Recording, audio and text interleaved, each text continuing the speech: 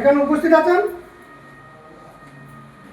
ফারিন সুলতানা, পিতা রেজাউল করিম, একঘরিয়া মুর্শিদাবাদ, ছেলে সারফুদ্দিন শেখ, পিতা মোহাম্মদ জালাউদ্দিন শেখ, রামপুরা বীরভূম, মেয়ে সাদুল শেখকে ইসলামিক শরিয়ত অনুসারে 30,001 টাকা দেনমোহর, তার মধ্যে 5,000 টাকা আদায়, 25,001 টাকা বাকি। এই শর্তে মেয়ে ছেলেকে বিবাহ করিবার সম্মতি দিয়েছে। তুমি মেয়েকে সম্মতি দিলে, আমার দুটি সাক্ষী ছিল, তারা শুনে দাও। তুমি বলো আলহামদুলিল্লাহ, কবুল করলাম।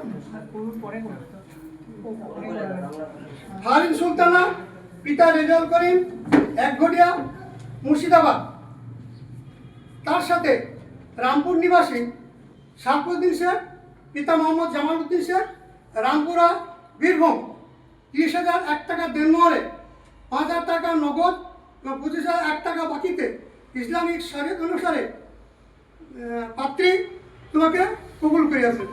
তুমি তাকে কবুল করলে?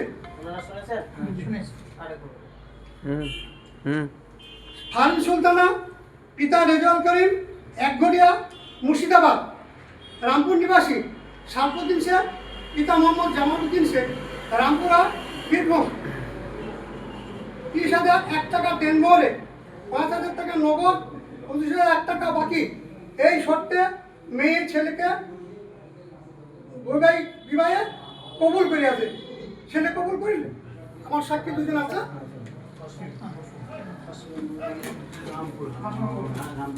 রামপুরহাট কি? রামপুরহাট বল বীরভূম।